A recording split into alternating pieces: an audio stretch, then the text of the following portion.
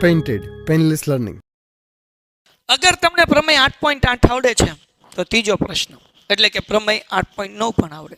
બહુ ઈઝી છે. શું કીધું?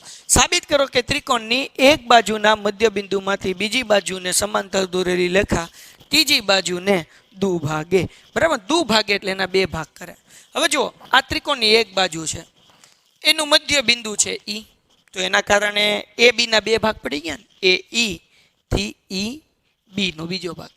હવે આ બીસી ને સમાંતર રેખા હોય એટલે કે આ જે રેખા છે એલ એ આમ સમાંતર હોય એવું ઈ કહે છે, તો અહીંયા જે બિંદુ એફ મળે ને એનાથી એસી ના બે ભાગ પડી જાય એ આપણે સાબિત કરવાનું છે. એટલે કે એ થી એફ નું માપ અને એફ થી સી નું માપ બે સરખું થાય એ સાબિત કરવાનું છે. ઓલા કરતા હેલું 8.8 કરતા હેલું સ્મોચ કરો પણ સિમિલર છે. બે ત્રિકોણ એકરૂપ જે ઓલા આપણે સાબિત કર્યા હતા ને એ જ અહીંયા કરવાનું છે. બસ અહીંયા આના પહેલાના પ્રમેયમાં ત્રિકોણ એકરૂપ સાબિત કર્યું, બરાબર, પછી એટલી કથા કરવી પડી હતી, એમાં કથા નહીં કરવી પડે, એમાં ત્રિકોણ એકરૂપ સાબિત કર્યું એટલે વાર્તા પૂરી થઈ ગઈ. એટલે પ્રમેય 8.8 આવડે એટલે 8.9 આવડે. લખી નાખીએ હાલો. પક્ષ ત્રિકોણ એબીસી માં તમને બધાને ખબર છે રેખાખંડ એલ જે છે, આ રેખાખંડનું નામ શું છે? એલ. બરાબર, એ એ બી ના મધ્ય બિંદુ ઈ માં છેદે. બરાબર, હાલો. પછી સાધ્ય શું સાબિત કરવાનું છે? તો કે એ થી એફ નું માપ અને એફ થી સી નું માપ હરખું છે. ઓકે, એટલે સાધ્યમાં લખી નાખ્યું A F is equal to F C. Done છે. એના પછી સાબિતી કેવી રીતના કરશું? તો જેમ ઓલા આપણે કીધું હતું એ બી ને સમાંતર ડી એમ દોરો, આ વખતે આખું સી એમ દોરો, આખું નામ આપી દીધું. એ બી ને સમાંતર સી એમ દોરો આપી દીધું. ઓકે, બરાબર. હવે પછી શું કરવાનું છે ધ્યાન રાખો, આ રેખા સી એમ જે છે એ એલ ને જ્યાં છેદે એટલે કે એલ ને અહીંયા છેદે છે ને, અહીંયા નામ ડી આપો. તો એ લખ્યું જો પહેલા તો એ બી સમાંતર સી એમ દોરો, પછી હું લખ્યું રેખા સી એમ એટલે કે આવડિયા લાઈન અને રેખા એલ એકબીજાને જ્યાં છેદે ત્યાં નામ શું આપો? ડી. તો અહીંયા લખ્યું રેખા સીએમ એલ ને જ્યાં છેદે ત્યાં ડી નામ આપો. ઓકે, હવે જુઓ અહીંયા આપણને ખબર છે કે આ ચતુષ્કોણ છે. જો તમે ધ્યાનથી જોશો ને તો તમને ખબર પડી જશે, આગળ કામ આવશે. આ શું છે? ચતુષ્કોણ છે. બરાબર ને? ટમ હાલભાઈ આવી જા.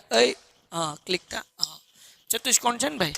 હાલો, ચતુષ્કોણ અહીંયા લખ્યું ભાઈ ઈ ડી, ભૂલમાં જી લખાઈ ગયો, ઈ પછી શું નામ? બી સી ડી, ઈ બી સી ડી, ઈ બી સી ડી એ સમાંતર બાજુ ચતુષ્કોણ છે. નાના બાવને ખબર પડે તો બે સમાંતર બાજુ હોય. પહેલી સમાંતર બાજુ આપણે લખી શકીએ B C is equal to E D. તો અહીંયા લખ્યું ભાઈ બી સી સમાંતર સી ડી. આ બી સી અને ઈ ડી કે ડી ઈ જે લખવું એ લખાય. તો અહીંયા મેં સી ડી લખ્યું છે, બરાબર ને વિદ્યાર્થી મિત્રો? મેં અહીંયા નામ લખી નાખ્યું ચતુષ્કોણ ઈ બી સી ડી એ સમાંતર બાજુ ચતુષ્કોણ છે. સાહેબ બીજું ક્યાં આવી ગયું? એ ભૂસ્યું એટલા માટે કે હું તમને સરસ રીતે સમજાવી શકું. હવે આ ચતુષ્કોણ છે સમાંતર બાજુ, તો ધ્યાનથી જુઓ, આ ઈ બી સમાંતર ડીસી લખી શકાય. તો આપણે લખીએ ઈ બી સમાંતર ડીસી.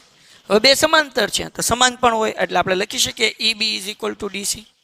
આને કહી દે પરિણામ 1. ઓકે, પછી ધ્યાન રાખો પરિણામ 2 મેળવું છો. જોજો જરાક મજા આવશે. આને થોડુંક એટલે લઈ લે, હાલ કાકા નીચે આવી જાઓ.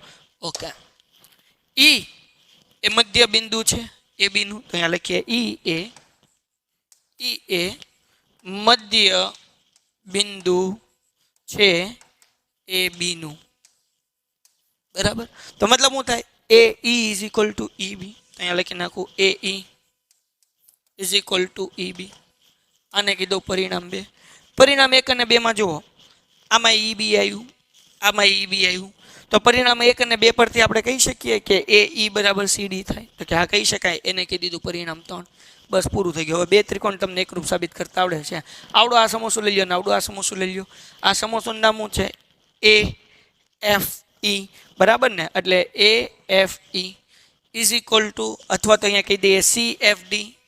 એ એફ ઈ અને સી એફ ડી માટે આ બે ત્રિકોણને એકરૂપ સાબિત કરવાનું છે, જેમ આના પહેલાના પ્રમેયમાં કર્યા હતા એમ. તો જુઓ પહેલી વસ્તુ અહીંયા બનશે અંતયુગ્મ કોણ. ખૂણો 1, કારણ કે આમ બને ને અંતયુગ્મ કોણ, આ ઝેડ બને. જુઓ, બરાબર ને? તો આ ખૂણો 1 બરાબર શું આવશે? ખૂણો 2 આવશે. હવે કે ન હવે? ખૂણો 1 બરાબર ખૂણો 2. ખૂણા 1 નું નામ કેમ લખાય? ઈ એ એફ. એટલે અહીંયા લખ્યું ખૂણો ઈ એ એફ બરાબર એફ સી ડી, એટલે એફ સી ડી અંતયુગ્મ કોણ. પછી આ સામસામેના ખૂણા, આવડો આ ખૂણો અને આવડો આ ખૂણો સામસામેનો ખૂણો. એટલે આપણે લખ્યું, ધ્યાન રાખજો, આવડો આ ખૂણો કયો થાય? તો કે એ એફ ઈ, તો અહીંયા લખ્યું એ એફ ઈ. પછી આવડો સામેનો ખૂણો કેમ લખાય? સી એફ ડી, એટલે આપણે લખ્યું સી એફ ડી. અભિકોણ સામસામેના ખૂણા સમાન હોય એને અભિકોણ કહેવાય, એટલે બે ખૂણા લખાઈ ગયા. પછી હમણાં આપણે પરિણામ 3 સાબિત કર્યું. શું કર્યું ભાઈ? તો કે એ ઈ બરાબર સી ડી, એટલે આ બે ખૂણા આ બે બાજુ સમાન, એટલે A E is equal to C D. અહીંયા ખૂણાની નિશાની નહીં આવે.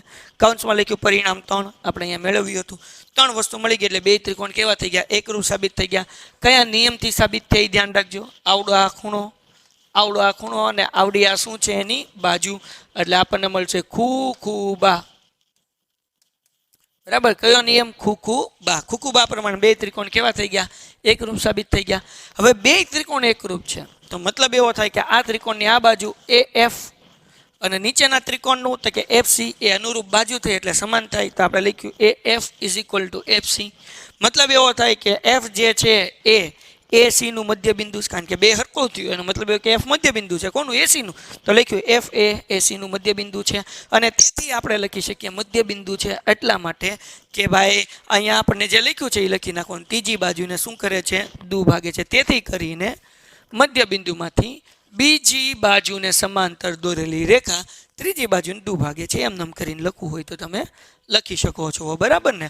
તો અહીંયાથી લઈને બેઠે બેઠું કહીને તેથી કરીને લખવું હોય તો તમે લખી શકો. બાકી આમ નામ રહેવા દેશો તોય કંઈ વાંધો નથી. સો ડિયર સ્ટુડન્ટ્સ, આવી રીતના આપણે આ પ્રમેય કરવાનો હતો. Painted Painless Learning.